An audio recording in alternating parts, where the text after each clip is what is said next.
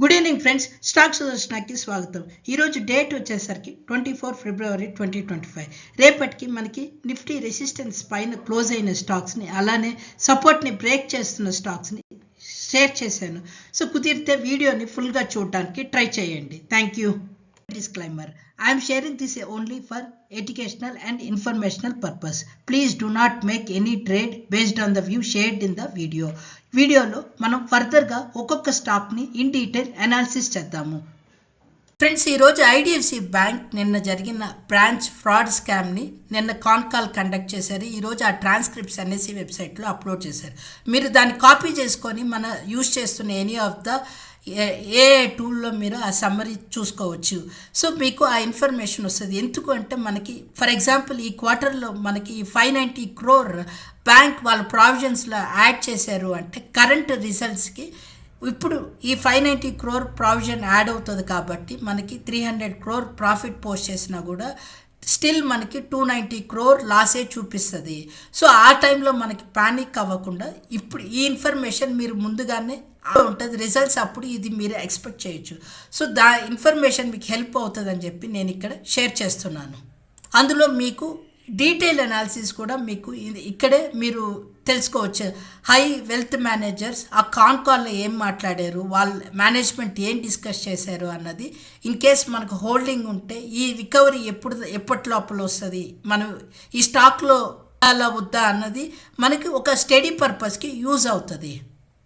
ఇప్పుడు మన రెసిస్టెన్స్ నుంచి పైన క్లోజ్ అవుతున్న స్టాక్ కనుక చూసినట్టయితే గ్లెన్మార్క్ ఫార్మా మనం రీసెంట్గా కూడా మాట్లాడుకున్నాం. ఇప్పుడు మళ్ళీ ఈరోజు మనకి రెసిస్టెన్స్ పైన క్లోజ్ అవుతున్నట్టు అర్థమవుతుంది. సో దాని యొక్క ప్రీవియస్ రెసిస్టెన్స్ మనకి నియర్లీ 2065 దగ్గర దాని యొక్క ప్రీవియస్ రెసిస్టెన్స్ కనిపిస్తుంది. ఈరోజు మేబీ నియర్లీ 2075 దగ్గర వెళ్ళి ఈరోజు కొంచెం ప్రాఫిట్ బుకింగ్ జరిగి దాని యొక్క ప్రీవియస్ రెసిస్టెన్స్ దగ్గర క్లోజ్ అయినట్టు అర్థమవుతూ ఉంది.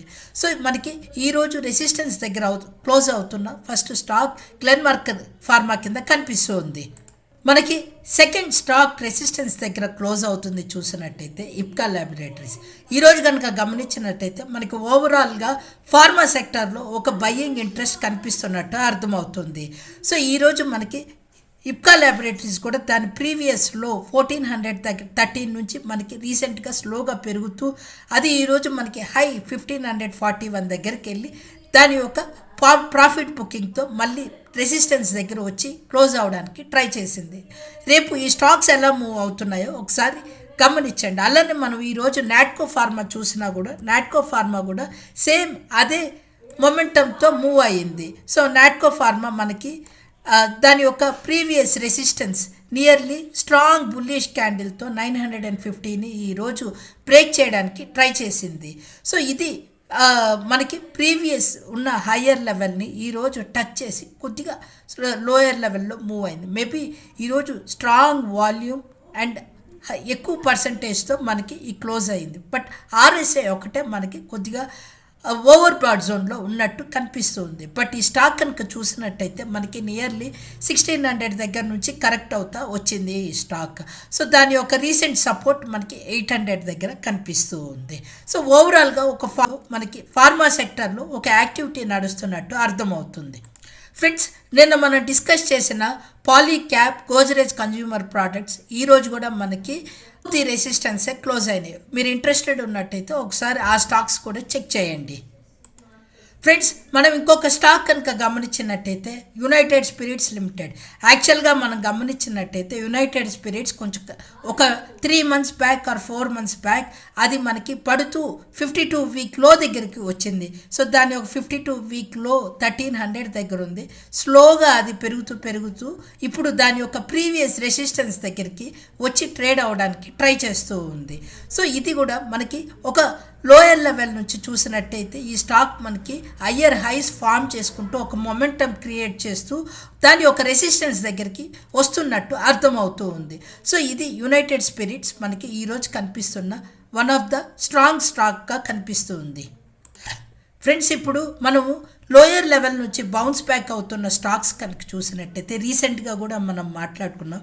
అదానీ పోర్ట్స్ స్టిల్ ఈరోజు మార్కెట్ ఫాలో అవుతున్నా కూడా ఈ స్టాక్ మనకి కొంచెం డోజీ క్యాండిల్తోనే ఫామ్ అయింది. దాని యొక్క రీసెంట్ లో 1500 దగ్గర కనిపిస్తుంది. ఈరోజు దాని యొక్క నియర్గా డోజీ క్యాండిల్తోనే మనకి దాని యొక్క రెసిస్టెన్స్ దగ్గర క్లోజ్ అయింది. సేమ్ చార్ట్ మనం రీసెంట్గా మాట్లాడుకుంది. సియూబి కూడా సేమ్ అలానే చార్టే కనిపిస్తూ ఉంది. సో ఇది కూడా మనకి దాని యొక్క లో 281 దగ్గర ఉంది. ఈ ప్రైస్లోనే ఇది ట్రేడ్ అవ్వడానికి ట్రై చేస్తూ ఉంది. సో ఇది మనకి లోయర్ లెవెల్ నుంచి బౌన్స్ బ్యాక్ అవుతున్న స్టాక్స్ ఈరోజు ఈ రెండు కనిపిస్తున్నాయి. ఫ్రెండ్స్, ఇప్పుడు మనకి సపోర్ట్ని బ్రేక్ చేస్తున్న స్టాక్స్ కనుక చూసినట్టయితే ఫస్ట్ స్టాక్ హిందుస్థాన్ ఏరోనాటికల్ లిమిటెడ్గా కనిపిస్తుంది. మేబీ నిన్నటి వచ్చిన నెగిటివ్ న్యూస్ వల్ల ఈ స్టాక్ ఈరోజు దాని యొక్క సపోర్ట్ని బ్రేక్ చేస్తున్నట్టు అర్థమవుతుంది. సో మనకి దాని యొక్క ప్రీవియస్ సపోర్ట్ 4033 దగ్గర ఉన్నది. ఈరోజు ఆ సపోర్ట్ని బ్రేక్ చేసి కిందకి మూవ్ అయింది. సో ఈరోజు కనుక గమనించినట్టయితే నిన్న మనము డిక్సాన్ కూడా ఇదే చూపించింది. ఈరోజు డిక్సాన్ మనకి నియర్లీ 2% దాకా 1.5% నుంచి 2% దాకా కరెక్ట్ అయ్యి మళ్ళీ స్లోగా రికవర్ అయ్యింది. సో ఇది ఈరోజు మనకి హిందుస్థాన్ ఏరోనాటికల్స్ కూడా సేమ్ అదే చార్ట్లో కనిపిస్తూ ఉంది. ఫ్రెండ్స్, ఇది మీకు స్టడీ పర్పస్కి ఉపయోగపడుతుంది అని చెప్పి షేర్ చేస్తున్నాను. సో అలంబిక్ ఫార్మా లిమిటెడ్ మనకు కనుక చూసినట్టయితే అదర్ స్టాక్స్ మనకి ఈరోజు హయ్యర్ సైడ్ చూపిస్తున్న ఈ స్టాక్ మనకి దాని యొక్క 52 వీక్లోకి మూవ్ అవుతున్నట్టు అర్థమవుతుంది. ఇన్ కేస్ మీరు హోల్డింగ్ ఉంటే ఒకసారి మీరు మళ్ళీ ఈ స్టాక్ని స్టడీ చేసుకోవడానికి ట్రై చేయండి. ఫ్రెండ్స్, ఇప్పుడు మనకి ఐసిఐసిఐ బ్యాంక్ కనుక చూసినట్టయితే బ్యాంకింగ్ ఇండస్ట్రీలో ఈరోజు మనకి ఐసిఐసిఐ బ్యాంక్ హ్యూజ్ వాల్యూమ్తో దాని యొక్క ఈ సపోర్ట్ని 1385ని బ్రేక్ చేస్తున్నట్టు అర్థమవుతుంది. ఆర్ఎస్ఐ కూడా మనకి 50 వచ్చింది. కాకపోతే ఈ stocks Reliance, ICICI bank, HDFC banks ఇవన్నీ మనకి ఒక సపోర్ట్ లెవెల్కి వస్తే వాల్యూ పాయింట్ అవుతుంది. ఫర్ ఎగ్జాంపుల్ ఇక్కడ మనకి ఇలానే జరుగుతుంది అన్నది కాదు. ఫర్ ఎగ్జాంపుల్ ఇక్కడ 1340 ఎవరైతే ఈ సపోర్ట్ ప్రైజెస్ పాయింట్స్లోకి ఎంటర్ అవుతుంటారో వాళ్ళకి తిరిగి మళ్ళీ రెసిస్టెన్స్ దగ్గరకు వచ్చాక ఎగ్జిట్ చేస్తూ ఉంటారు. సో ఇప్పుడు చూసినట్టయితే ఈ ప్రైస్ నుంచి ఈ ప్రైస్కి షార్ట్ టర్మ్లోనే వాళ్ళకి నియర్లీ 8 to 9% రిటర్న్స్ వస్తూ ఉంటాయి. సో నెక్స్ట్ ఇలానే జరుగుతుంది. అలా కాకుండా మనం మన వాచ్ లిస్ట్లో యాడ్ చేసుకొని ఈ సపోర్ట్ పాయింట్స్కి వచ్చినప్పుడు మనం వాల్యూ పాయింట్ కింద కన్సిడర్ చేసుకోవచ్చు. ఫ్రెండ్స్, ఈరోజు మనకి హయ్యర్ లెవెల్ నుంచి కరెక్ట్ అవుతున్న స్టాక్ కనుక చూసినట్టయితే హుండై మనము గతంలో ఒక 15-20 డేస్ బ్యాక్ మాట్లాడుకున్నాము. అప్పుడు మనకి సపోర్ట్ని రెస్పెక్ట్ చేస్తూ బౌన్స్ అవుతున్న స్టాక్ అని చెప్పి మనం మాట్లాడుకున్నాం. అది ఈ లెవెల్లో మాట్లాడుకున్న స్టాక్. అది తర్వాత అది మనకి స్లోగా అది 2400 దాకెళ్ళి ఇప్పుడు దాని యొక్క రెసిస్టెన్స్ని ఈరోజు ఆ సైడ్ వచ్చిన ప్రైస్ అంతా ఈరోజు కరెక్ట్ అయిపోయి తిరిగి దాని యొక్క సపోర్ట్కి క్లోజ్ అయ్యింది. సో ఈరోజు మనకి హయ్యర్ సైడ్ నుంచి కనిపిస్తున్న స్టాక్ హుండైగా కనిపిస్తూ ఉంది. ఇప్పుడు మనం కామెక్స్లో సిల్వర్ అండ్ గోల్డ్ ప్రైసెస్ చూసినట్టయితే గోల్డ్ వచ్చేసి మనకి $45 కరెక్ట్ అయ్యి 5180 దగ్గర క్లోజ్ అయింది. సిల్వర్ $88 దగ్గర క్లోజ్ అయింది. And other precious metals and base metals prices ఇక్కడ చూడొచ్చు. సో ఇప్పుడు మనం సిల్వర్ పీస్ ప్రైసెస్ కనుక చూసినట్టయితే ఈరోజు మనకి నియర్గా 251 దగ్గర మన ఇండియాలో క్లోజ్ అవుతున్నట్టు అర్థమవుతూ ఉంది. అలానే మనం గోల్డ్ పీస్ చెక్ చేసినట్టయితే గోల్డ్ పీస్ 1% పెరిగి మనకి 131 దగ్గర మనకి Nippon ETF gold piece close అవుతున్నట్టు అర్థమవుతుంది. సో ఇది మనకి ఈరోజు కనిపిస్తున్న సిల్వర్ అండ్ గోల్డ్ ప్రైజెస్ ఒక స్నాప్షాట్. ఫ్రెండ్స్, ఈరోజు ఫ్యూచర్స్ డేటాని కనుక గమనిస్తే ఫ్యూచర్స్ డేటా యాక్చువల్గా మనకి ఎక్కడ ఉపయోగపడుతుంది అంటే మార్కెట్ యాక్టివిటీ ఎక్కడ జరుగుతుంది అనేది మనకి ఫ్యూచర్స్ డేటా నుంచి తెలుస్తుంది. ఎందుకంటే బిగ్ ప్లేయర్స్ మనీ అంతా ఫ్యూచర్స్లోనే వాళ్ళ యాక్టివిటీ నడిపిస్తారు. సో అందుకని యాక్టివిటీ ఎక్కడ ఉన్నది అన్నది మనకి ఫ్యూచర్స్ ద్వారా తెలుసుకోవచ్చు. అందుకు నేను రోజు మీకు షేర్ చేయడానికి ట్రై చేస్తాను. సో నిన్న కనుక గమనించినట్టయితే మనకి నిన్న లాంగ్స్ ఎక్కువ మనకి బ్యాంకింగ్ స్టాక్స్లో ఎక్కువ కనిపించాయి. ఈరోజు కనుక గమనించినట్టయితే మనకి నిఫ్టీ ఫాల్ అయినా కూడా బ్యాంక్ నిఫ్టీ అంతగా ఫాల్ అవ్వలేదు. సో అట్లాగా మనకి స్ట్రెంగ్త్ ఎక్కడున్నాను అనేది ఈ ఫ్యూచర్స్ డేటా బట్టి తెలుస్తుంది.